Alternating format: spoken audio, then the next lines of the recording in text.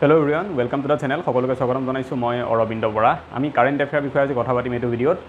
Current affair লৈ পেলাই মই ভাবা নাছিলো যে মই কিবা ক'ব লাগিব বুলি। মই ভাবিছিলো সবে গম পায় কাৰেন্ট এফেয়াৰ কেনেকৈ পঢ়িব লাগে, কি কৰিব লাগে। কিন্তু ডেইলি 3-4টা মেছেজ এভাৰেজ ডেইলি 3-4টা মেছেজ মই পাওঁ অকল কাৰেন্ট এফেয়াৰক লৈ পেলাই। গতিকে মই ভাবিলো এইটো এটা প্লেন কৰি দিয়া উচিত, মই কৈ দিয়া ভাল হ'ব, কাৰণ ইগনোৰ কৰিব পৰা টপিক নহয় কাৰেন্ট এফেয়াৰটো।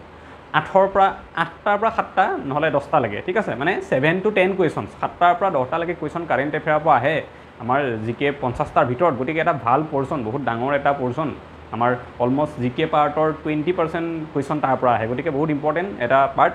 মই সেইটোৰ বিষয়ে কথা পাতিম, গোটেইখিনি কম। আজি যিমান কনফিউজন আছে সাধাৰণতে মই যিবোৰ পাই থাকোঁ যে কাৰেন্ট এফেয়াৰ লাষ্ট কিমান মান্থৰ পঢ়িলে আমি গোটেই কৰি আহিব পাৰিম, ক'ৰ পৰা পঢ়িব লাগে, সেইটো এটা ডাঙৰ কুৱেশ্যন আছে, ঠিক আছে। আৰু কেনেকৈ পঢ়িম, ডেইলি পঢ়িম নে মান্থলি নে ইয়েৰলি, এই গোটেইখিনি কথা আমি ভিডিঅ'টোত পাতিম। তাৰ আগতে মই মক টেষ্টৰ বিষয়ে আমাৰ কৈ দিওঁ। আমি যিটো মক টেষ্ট চিৰিজ লঞ্চ কৰিছিলোঁ সেইটোৰ বিষয়ে কওঁ।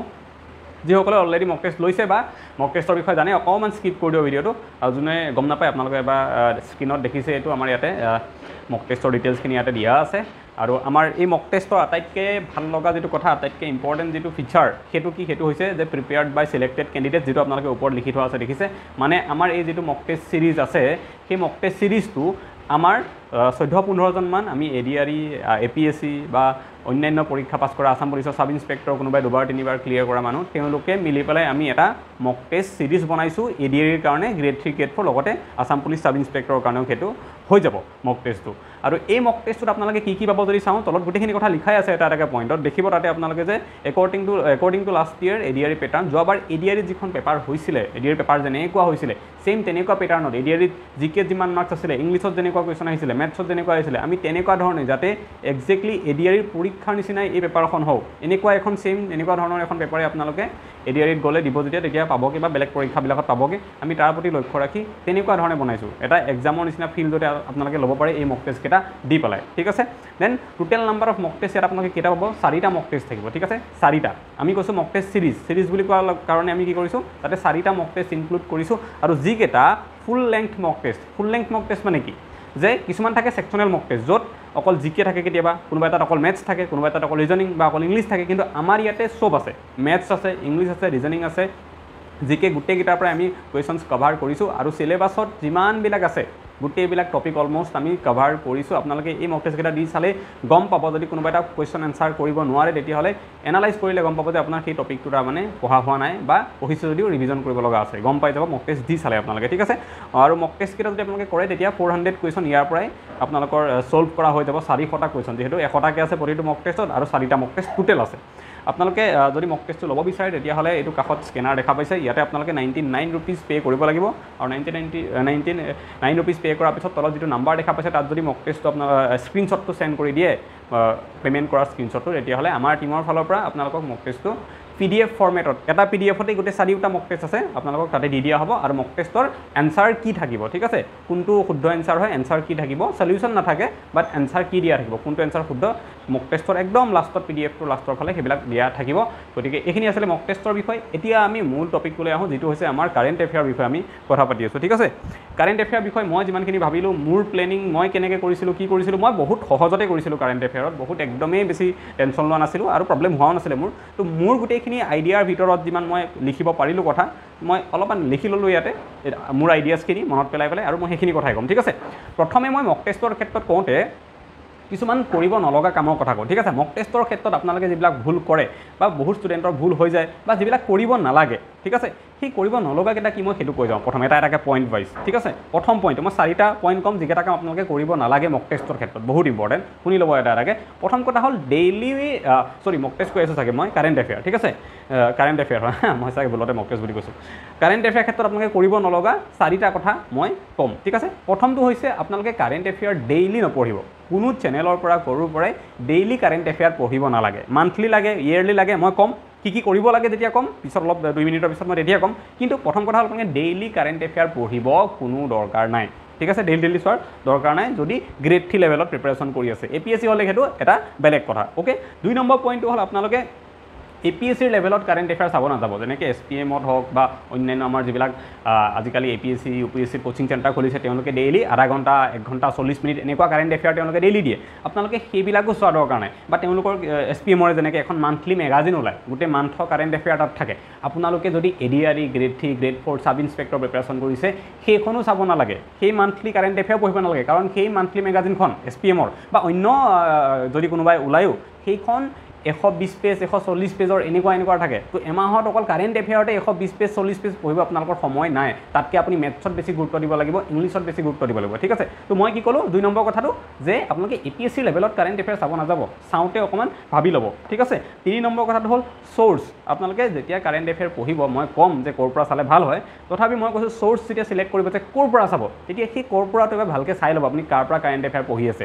কিছুমানে কি কৰে বহুত সৰু কথাকো পঢ়াই দিয়ে, যিবিলাক আমাৰ দৰকাৰেই নাই, আমাৰ গ্ৰেড 3 গ্ৰেড 4 লেভেলত নাহে, বহুত এক্সটেনচিভ লেভেলত এনেই পঢ়াই দিয়ে, আপোনালোকৰ সময় নষ্ট হয়, তেনেকুৱা কৰিব নালাগে। গতিকে চ'ৰ্চটো ক'ৰ পৰা পঢ়িব সেইটো আমি ঠিক কৰিব লাগিব। আৰু 4 নম্বৰ যিটো কথা হ'ল যে কাৰেণ্ট এফেয়াৰৰ কাৰণে কোনো কাৰণত নোটছ বনাব নালাগে ADREৰ ক্ষেত্ৰত, ঠিক আছে। ADRE Assam police 3rd grade 4th গ্ৰেডত কোনো কাৰণত, মই এগেইন কৈছোঁ APSC হ'লে বেলেগ কথা বনাব লগা হ'ব পাৰে, কিন্তু কাৰেণ্ট এফেয়াৰৰ নোটছ আমি গ্ৰেড 3 গ্ৰেড 4 পুলিচ এইবিলাকৰ কাৰণে বনোৱাৰ কোনো দৰকাৰ নাই। প্ৰথম এইকেইটা আপোনালোকে নকৰিব, ঠিক আছে।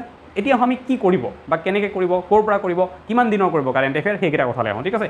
তাত যদি চাওঁ আমি প্ৰথম কথা হ'ল আমি কাৰেণ্ট এফেয়াৰ জানিবলৈ আপোনালোকে মই আগতেও বহুতবাৰ কৈছোঁ যে এনেই নিউজক লৈ পেলাই আপ টু ডেট থাকিবই। যেতিয়া কিবা এটা নিউজ ওলাই টিভিত, সেই নিউজটো আপোনালোকে চাব, অকণমান জানিব চেষ্টা কৰিব। ৰিচেণ্টলি এটা বেয়া খবৰ আমাৰ মাজলৈ আহিছিলে যে বিৰুবালা ৰাভা তেখেতৰ মৃত্যু হৈছে, হয়নে। তো সেই নিউজটো আপোনালোকে নিশ্চয় পাইছে সকলোৱে। তো দেখাৰ লগে লগে অকণমান বিৰুবালা ৰাভাক লৈ চাৰ্চ কৰি ল'ব যে তেখেতৰ বিষয়ে আনুষাংগিক কিছুমান তথ্য যিবিলাক পৰীক্ষাত সুধিব পাৰে, আৰু এইটোক কয় আপডেটেড হৈ থকা মানুহ, ঠিক আছে, এৱাৰ হৈ থকা বুলি কয়। এনেকুৱা বিভিন্ন নিউজবোৰ যেতিয়া আহি থাকিব আপোনালোকে তেতিয়া সেইবিলাকক লৈ এটা অভাৰঅল আপ টু ডেট হৈ থাকিব। এইটো কাৰেণ্ট এফেয়াৰ ভিতৰত পঢ়াৰ কথা কোৱা নাই, এনেই মানে কিউৰিয়চিটি জানিবৰ কাৰণে অলপমান চাব তেনেকুৱা বস্তুবিলাক, ঠিক আছে। সেইটো কৰিব নাম্বাৰ 1, মানে এটা জেনেৰেল অভাৰভিউ সেইটো কৰিব। তাৰপিছত কাৰেণ্ট এফেয়াৰ পঢ়িব কেনেকৈ, এতিয়া মই যে ক'লোঁ ডেইলি পঢ়িব নালাগে, তেতিয়াহ'লে কেনেকৈ পঢ়িব, মান্থলি নে ইয়েৰলি নে কেনেকৈ কি কৰিব, ঠিক আছে। মই কওঁ যে কাৰেণ্ট এফেয়াৰ আমি পঢ়িলে মান্থলি পঢ়িব লাগে, বা আমি 4 মাহৰ একেলগে দিয়া থাকে বহুত ইউটিউব চেনেলত, আমি তেনেকৈও চাব পাৰোঁ। এতিয়া আপোনালোকে কি কৰিব, এতিয়া মান্থলি চাব গ'লেতো নহ'ব, কাৰণ মান্থলি চাব গ'লে এতিয়া আপুনি চলি আছে এইটো লাষ্ট আমাৰ গ'ল এপ্ৰিল মাহ, তো আপোনালোকে এপ্ৰিল মাহৰ চাব পাৰিব মান্থলি চালে, বা নেক্সট আমি মে' মাহৰ চাম, হয়নে নহয়। কিন্তু কাৰেণ্ট এফেয়াৰ অহাৰ চান্স আছে আমাৰ 2023 চনৰ পৰাই, ঠিক আছে। গতিকে প্ৰথমতে আপোনালোকে কি কৰি লওক, আপোনালোকে 2023 চনৰ গোটেই কাৰেণ্ট এফেয়াৰখিনি ইউটিউবত ক'ৰবাত নহয় ক'ৰবাত ভিডিঅ' দিয়া থাকিবই, ষ্টাডি ইনচাইডতো দিয়া আছে ভিডিঅ', মৃদুল ছাৰে কৰাইছে কাৰেণ্ট এফেয়াৰ। 2023 চনৰ যিখিনি কাৰেণ্ট এফেয়াৰ আছে, মৃদুল ছাৰে 3টা নে 4টা ভিডিঅ'ত গোটেইখিনি কাৰেণ্ট এফেয়াৰ 400 মান কুৱেশ্যন কৰাই পেলাইছে। আপোনালোকে এবাৰ সেইখিনি চাই লওক, ঠিক আছে। গোটেই সেইখিনি এবাৰ চাই লওক, চাই পেলাই 2023 কাৰেণ্ট এফেয়াৰ তাতে সামৰি মাৰক। ভিডিঅ'টো চাই দিয়ক বছ, একো টেনশ্যন ল'ব নালাগে, ঠিক আছে। ভিডিঅ' 3টা মান আছে, 1-1.5 ঘণ্টা 2 ঘণ্টাৰ ভিডিঅ' 3টা মান আছে, আপোনালোকে গোটেইখিনি চাই দিয়ক। 2023 কাৰেণ্ট এফেয়াৰ তাৰ পৰা কভাৰ হৈ যাব, অ'কে। অলপমান বিচাৰিলে পাই যাব, অ'কে। আৰু তাৰপিছত আপোনালোকে পৰীক্ষাৰ আগে আগে আকৌ এবাৰ চাবগৈ, টেনশ্যন ল'ব নালাগে। মই যে কৈছোঁ নোট বনাব নালাগে, তেতিয়াহ'লে ৰিভিজন কেনেকৈ হ'ব, সেই ভিডিঅ'কেইটা পৰীক্ষাৰ আগত আপোনালোকে পৰীক্ষাৰ 5 দিন 10 দিনৰ আগত আকৌ এবাৰ চাব, তেতিয়া মই আকৌ মনত পেলাই দিম কাৰেণ্ট এফেয়াৰ লৈ পেলাই, এইটো টেনশ্যন ল'ব নালাগে, ঠিক আছে। প্ৰথম 2023 কমপ্লিট কৰি লওক, যে 2023 কাৰেণ্ট এফেয়াৰ কমপ্লিট মই কৰি দিম, ঠিক আছে। একদম মৃদুল ছাৰৰ সেই এটা 2টা বা 3টা ভিডিঅ' আছে, তাতে চাই ল'ব, ঠিক আছে। সেইটো কৰক কমপ্লিট। দেন এই 2024 জানুৱাৰীৰ পৰা জানুৱাৰী, ফেব্ৰুৱাৰী, মাৰ্চ, এপ্ৰিল, এই 4 মাহৰ কাৰেণ্ট এফেয়াৰ ক'ৰ পৰা চাব, সেই 4 মাহৰ কাৰেণ্ট এফেয়াৰ বহুত ইউটিউব চেনেলত দিয়া থাকে, যেনেকৈ ডিজিটেল আছাম যিটো চেনেল আছে তেওঁলোকেও দিয়ে 4 মাহৰ মূৰে কাৰেণ্ট এফেয়াৰ, আপোনালোকে ডিজিটেল আছামৰ পৰাও চাব পাৰে, ঠিক আছে। তাতে পালদাই ভালকৈ কণ্টেণ্ট বনাই থাকে তেখেতে। 4 মাহৰ কাৰেণ্ট এফেয়াৰ চাই ল'লে, যে জানুৱাৰী, ফেব্ৰুৱাৰী, মাৰ্চ, এপ্ৰিল এই 4 মাহৰ একেলগে চাই দিয়ক। 40 মিনিট 1 ঘণ্টাৰ ভিডিঅ' আছে, বেছি দীঘল নহয়, ঠিক আছে। তো 23 হৈ গ'ল, আমাৰ 24 এই যি 4 মাহ পাৰ হৈ গ'ল, সেই 4 মাহত হৈ গ'ল। নেক্সট মে'ৰ পৰা, মে'টো শেষ হোৱাই নাই, মে'ৰ পৰা আপোনালোকে মান্থলি কাৰেণ্ট এফেয়াৰ চাবলৈ ষ্টাৰ্ট কৰক, ঠিক আছে।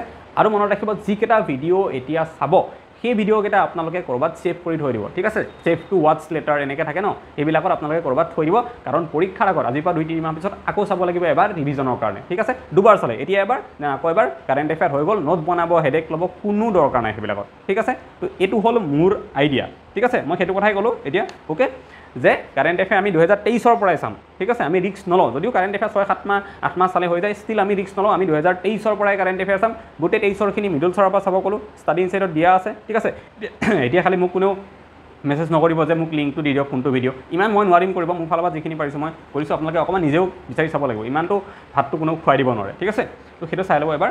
গোটেই 23 চালে 4 মাহৰ কাৰেণ্ট এফেয়াৰ ডিজিটেল আছামৰ পৰা চাই দিয়ক তাতে পালদাই পঢ়োৱা আছে ধুনীয়াকৈ সেইখিনি চাওক ঠিক আছে পালদাই পঢ়োৱা আছে দেন মে'ৰ পৰা আপোনালোকে নেক্সট মান্থলি কাৰেণ্ট এফেয়াৰ বিভিন্ন চেনেলত দিয়াই থাকিব ইউটিউবৰ তাৰ পৰা যিকোনো চেনেল এটাৰ পৰা য'ত ভাল লাগে চালেই হ'ল খালি মই কি কৈছোঁ যেতিয়া চাব ভিডিঅ'টো ছেভ টু ৱাটচ লেটাৰ বা ক'ৰবাত লিংকটো নি পেলাই শ্বেয়াৰ কৰি থৈ দিব যাতে আকৌ এবাৰ পৰীক্ষাৰ আগত চাব পাৰে ঠিক আছে সেইটো ক'লোঁ মই আৰু চ'ৰ্চৰ কথা মই অলৰেডি শেষ ক'লোৱে যে ইউটিউব চেনেল বিভিন্ন চ'ৰ্চ আছে তাৰ পৰা চাব পাৰে তো মই কৈছিলোঁ যে কি পঢ়িব মানে কেনেকৈ পঢ়িব কেতিয়াৰ পৰা পঢ়িব আৰু ক'ৰ পৰা পঢ়িব তো আপোনালোকে কি পঢ়িব কাৰেণ্ট এফেয়াৰ্ছত মই ক'লোঁ 2023 পৰা আমি গোটেইখিনি পঢ়িম কেনেকৈ পঢ়িব মই ক'লোঁ আইডিয়াটো যে আমি নোটছ বনাব নালাগে ভিডিঅ' চাম আকৌ এবাৰ চাম ৰিভিজন হৈ যাব কাম চেছ আৰু ক'লোঁ যে চ'ৰ্চ কি হ'ব ক'ৰ পৰা পঢ়িম বিভিন্ন ইউটিউব চেনেল তাৰ ভিতৰত মই দুটাৰ কথাটো মই ক'লোৱে তাৰ পৰা চাব পাৰে ঠিক আছে আৰু কাৰেণ্ট এফেয়াৰ ক্ষেত্ৰত মই কৈছোঁ নোটছ বনাব নালাগে কিয় কাৰণ কাৰেণ্ট এফেয়াৰবিলাক ওৱান টাইম আপুনি যদি আজি নেশ্যনেল পাৰ্কছকেইখনৰ কথা মুখস্থ কৰে ভালকৈ নোট চ'ট বনাই আপোনাৰ কামত আহিব আজিৰ পৰা যদি 10 বছৰ পিছতো পৰীক্ষা দিয়ে তেতিয়াও সেই নেশ্যনেল পাৰ্ককেইখন সেইকেইখনেই হৈ থাকিব দুই এখন হয়তো এক্সট্ৰা বাঢ়িব পাৰে বাকীটো সেইকেইখন যিকেইখন এতিয়া নোটছ বনাব থাকিব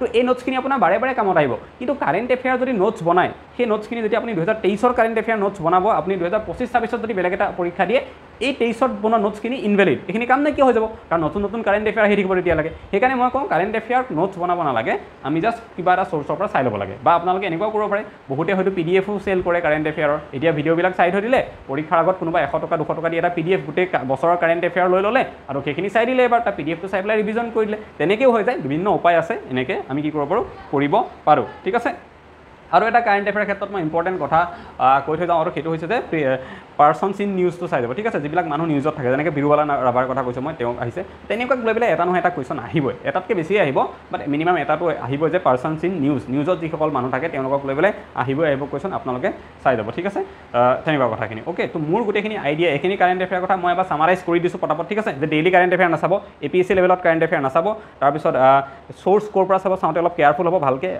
উল্টা পুল্টা এনেই যি টি পঢ়াই থকা চ'ৰ্চ নাচাব 4 নম্বৰত কাৰেণ্ট এফেয়াৰ নোটছ বনাব নালাগে এইকেইটা হ'ল কি কৰিব নালাগে এতিয়া কি কৰিব লাগে মই এবাৰ আকৌ মনত পেলাই দিছোঁ সৰুকৈ ঠিক আছে যে এনেও এটা যেতিয়া নিউজ ওলায় সেই নিউজটোৰ বিষয়ে অলপমান কিউৰিয়াছ হ'ব জানিবলৈ চেষ্টা কৰিব কি হয় নিউজটো তাৰপিছত মান্থলি ভাইছত এতিয়াৰ পৰা আপোনালোকে মে'ৰ পৰা মান্থলি ভাইছত কাৰেণ্ট এফেয়াৰ চোৱা ষ্টাৰ্ট কৰক আৰু মে'ৰ আগলৈকে 2023 গোটেইখিনিৰ কাৰণে মিডল ছাৰৰ কাৰেণ্ট এফেয়াৰখিনি চাওক 3টামান ভিডিঅ'ত কৰা আছে আৰু 2024 চনৰ 4 মাহৰ জানুৱাৰী ফেব্ৰুৱাৰী মাৰ্চ এপ্ৰিল এই 4 মাহৰ কাৰেণ্ট এফেয়াৰ ডিজিটেল আছামৰ পৰা পলদাৰ পৰা চাওক সেইখিনি ঠিক আছে দেন এতিয়া মে'ৰ পৰা মান্থলি চোৱা ষ্টাৰ্ট কৰক তাৰপিছত আৰু মই কি ক'লোঁ যে নোটছ বনাব নালাগে এই যিকেইটা ভিডিঅ' আপোনালোকে চাব এতিয়া সেইকেইটা ছেভ কৰি থৈ দিব যাতে আকৌ এবাৰ পৰীক্ষা আগে চাব পাৰে ঠিক আছে তো এইখিনিয়ে কথা পাৰ্চনছ ইন নিউজ যিখিনি ইম্পৰ্টেণ্ট হয় সেইখিনি অলপ ভালকৈ চাই দিব আমি পৰীক্ষাৰ আগত আকৌ মই মনত পেলাই দিম আকৌ এবাৰ কাৰেণ্ট এফেয়াৰ কথা ক'ম তেতিয়া এবাৰ ভালকৈ এদিন বহি পেলাই গোটেইখিনি ভিডিঅ' যিখিনি এইকেইদিনৰ ভিডিঅ'খিনি চাব আপোনালোকে পৰীক্ষাৰ 5 দিন 10 দিন আগত এটা দিন বহিব অকল কাৰেণ্ট এফেয়াৰে পঢ়িম বুলি আৰু সেই যিমান ভিডিঅ' আছে গোটেইকেইটা ভিডিঅ' আকৌ এবাৰ চাই দিব আপোনাৰ চব কথা মনত পৰিব ভালকৈ মনত থাকি যাব আৰু পৰীক্ষাৰ পিছত কাৰেণ্ট এফেয়াৰ এনেও পাহৰি যোৱা বস্তু মনত ৰাখি লাভ নাই কাৰণ আকৌ নতুন কাৰেণ্ট এফেয়াৰ আহিয়ে থাকিব গতিকে এইখিনি আছিলে মোৰ প্লেন মই ভাবোঁ বহুত হেল্প হ'ব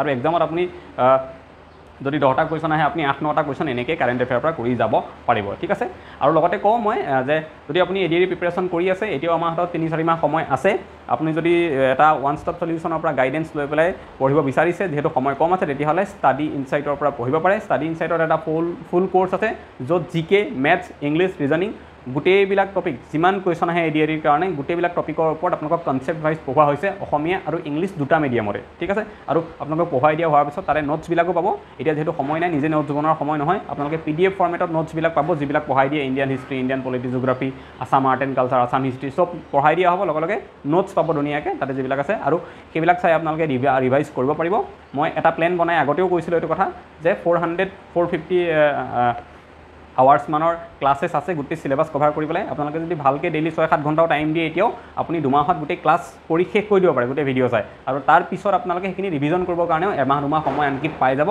এইটো বৰ্তমান সময়ত এইটো আটাইতকৈ ভাল ষ্ট্ৰেটেজি হ'ব যদি ষ্টাডি ইনচাইটৰ কোৰ্চটো লৈ পেলাই আপোনালোকে ভিডিঅ'খিনি 6-7 ঘণ্টাকৈ ডেইলি পঢ়ি পেলাই ভিডিঅ'খিনি চাই শেষ কৰি দিয়ে প্ৰথম 2 মাহত শেষ হৈ যাব ঠিক আছে আৰু তাৰপিছত এমাহ বা 2 মাহত যদি সেই PDFখিনিকে ৰিভিজন কৰে যিখিনি পঢ়িলে বহুত ধুনীয়াকৈ মনত থাকিব ইয়াতকৈ ভাল ষ্ট্ৰেটেজি আৰু এতিয়া একো হ'ব নোৱাৰে এইটো সময়ত গতিকে যদি কোৰ্চটো ল'ব বিচাৰে বহুত হেল্প হ'ব আপোনালোকৰ তেতিয়াহ'লে মোৰ এই নাম্বাৰটো তলত দিয়াই আছে এই নাম্বাৰটোত আপোনালোকে মোক এটা মেছেজ দিলে হ'ব যে কোৰ্চটো ল'ব বিচাৰিছিলোঁ কেনেকৈ ল'ম বুলি তেতিয়া মই আপোনালোকক গোটেই ডিটেইলছখিনি দি দিম কোৰ্চৰ ফিজ কিমান ঠিক আছে কেনেকৈ ল'ব কি কৰিব কোনটো এপ ডাউনলোড কৰিব লাগিব সকলো কথা মই আপোনালোকক বুজাই দিম আপোনালোকে এটা মেছেজ দিলেই হ'ব আৰু মক টেষ্টৰ কথাটো আকৌ কৈছোঁ যদি ল'ব বিচাৰে মইতো ক'লোৱে গোটেই কথাখিনি এই নাম্বাৰটো দিয়াই আছে এই নাম্বাৰটোত কিবা দিগদাৰ পালে বা কথা থাকিলে এবাৰ মেছেজ কৰিলেও মই মক টেষ্টৰ বিষয়েও কৈ দিম গতিকে আজি এইটো ভিডিঅ'ত ইমানেই আকৌ এটা নেক্সট ভিডিঅ'ত সোনকালে লগ পাম থেংক ইউ